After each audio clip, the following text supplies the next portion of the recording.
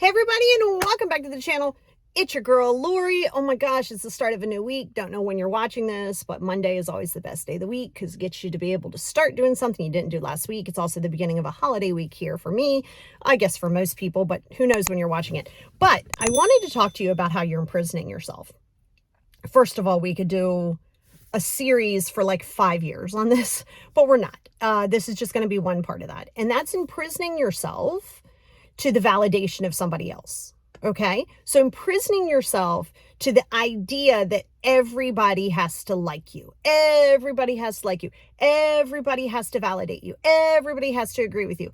Not going to happen. Okay. That's ego, trauma, insecurity. There's a whole gamut of list of what that comes from. But I need you to be very, very clear that not everybody's gonna like you. Not everybody's gonna like me. Not everybody's gonna like what you do. Not everybody's gonna like what I do. That is okay. That's what makes the world go round. And it's extremely freeing. And yes, by the way, this also includes family, right? So it could be your mom. It could be your sister. It could be your spouse. It could be anybody, right? It could be your partner. It could be your coworker. And it's important that you're willing to understand that, because if you're not willing to understand that, and when I say understand it, it's more accepting it. Like, you got to be willing to accept it.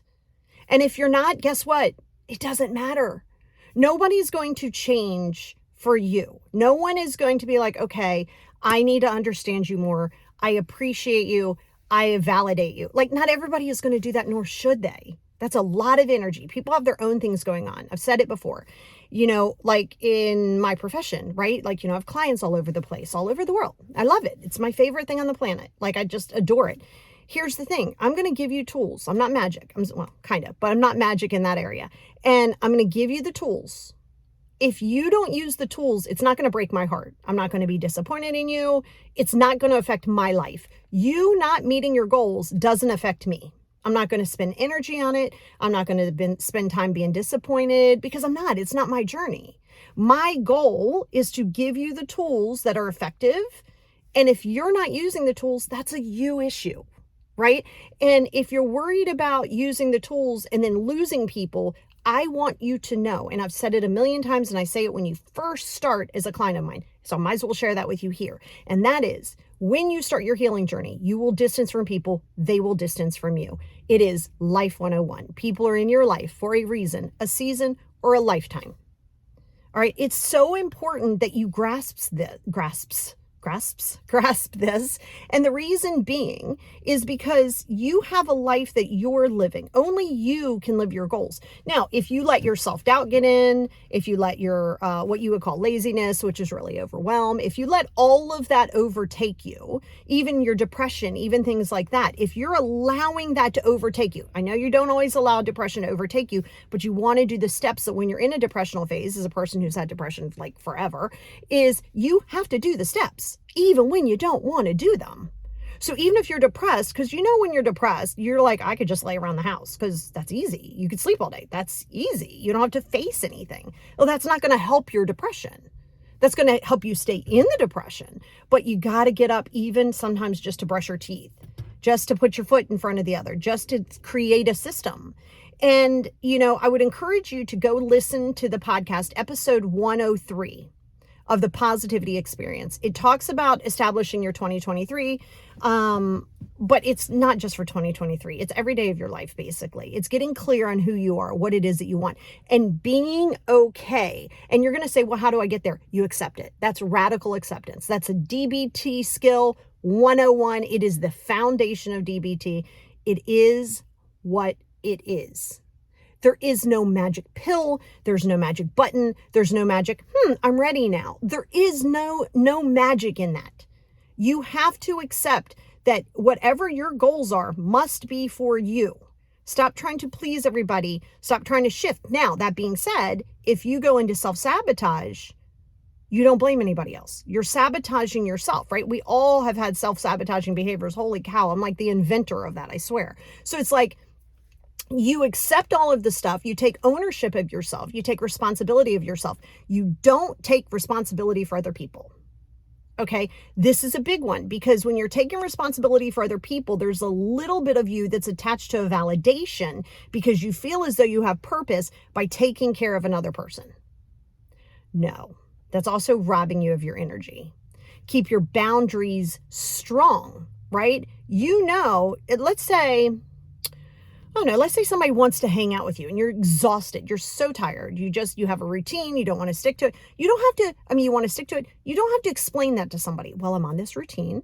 I'm doing this. I'm doing that. This is why I'm doing this. You can say, no, thank you. Literally, that's it. If somebody feels some kind of way about it, that's their stuff to process. And when people say, how do you process it? You feel it, you accept it. 5 journals. I'm going to tell you the 5 journals. It's going to be something I'm going to talk to you about just about in every video, every piece of content. 5 journals is one thing that has literally saved my sanity, given me direction, even when I don't feel like doing it. And I know where my shortcomings are. So I've said it before. If I'm upstairs and I need to dump something in my negative journal or in my whatever journal, my mood journal, and it's downstairs, I'll get in my brain and be like, oh God, I got to go downstairs. Okay, I'll do it in like a minute. And I start like debating myself, talking myself out of it. So what do? I take that decision fatigue away and I get a whole nother set and I keep them upstairs. So now I have no excuse. So you have to remove your excuses. And one of the biggest excuses, I need other people to like me. You might not say those words directly. You might not be like, hello, everybody. I need everybody to like me and validate me. You might not say those words. Okay. But your actions and how you feel are those words. So you should never have to work hard for people to like you. Sorry, but that's a fact. And you also don't try to water yourself down, change yourself, trying to get other people to understand you. Not everybody's going to understand you because sometimes you're still trying to understand you. That goes into hypocrisy again. Well, I don't want to spend time with me and do my stuff, but I'll go spend time with you and help you do your stuff because I don't want to do my stuff. But then I want you to come help me do my stuff. It's like it goes into this whole, like you go on this merry-go-round. Like I said, I lived it. It's so funny because Paul was just saying this to my friend Stacy the other day. It was like, oh God, Lori was bad when we met. Yes. I was just starting like my educational piece of it. I had been in treatment, like my own therapy treatment, but I had just started the educational piece of it and really doing the work.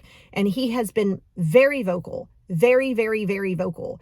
And in saying that had I not been working on myself, had I not had a direction, he would have bounced and he would have had every right to do. I would have had no right to go, woe is me. Everybody leaves me. I did that. I created an environment that he wouldn't have felt safe in. And if he didn't feel safe in it, and what I mean by safe is comfortable in who he is. If he did not feel that way, then he has every right to bounce. See, that's the thing. You have to accept that. When you understand that the more you try to change yourself, the faker you are because you don't know who you are. Now that comes with a little bit of victim mentality because it's like, well, I did this for you. I did that for you. Like, well, I'm changing for you. Now people start weaponizing that. Well, guess what? The more negative you are, the more you complain, the more that you're not looking for solutions, the more that they're going to distance from you anyway. So now you're trying to fit into somebody else's box, but then you don't even know your own box. So you're not staying in your lane and you're trying to get everybody to like you. But in turn, you're doing the exact opposite. And then you're miserable because now you feel some kind of way because people aren't doing that in return and you want you out of people. So it goes into that.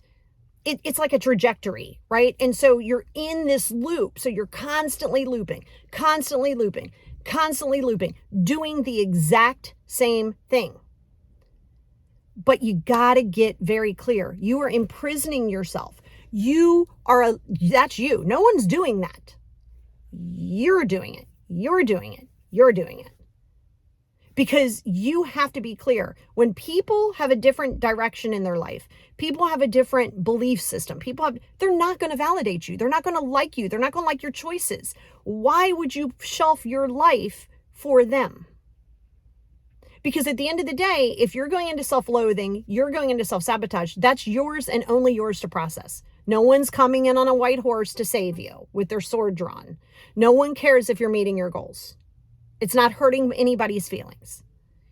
So stop allowing yourself to put yourself on hold, not do the work either. Because here's the deal. You can't get to not do the work and then get mad when people are like, you're not doing the work, I'm done. And then you go, oh my God, everybody leaves me. No, they're not doing that. They're protecting their peace.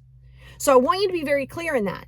So going back to what I said, you're imprisoning yourself by trying to change yourself, trying to be everything to everybody, ignoring who you are, ignoring doing the work. I don't feel like doing it. Okay, well then don't do it. And then when you get no response and no change, you don't get to get upset about it. I mean, that is the fact. So I want you to get very clear on it, okay? Because this is going to really help you. And honestly, it's all about acceptance. You got to get to the space of acceptance. No shortcuts.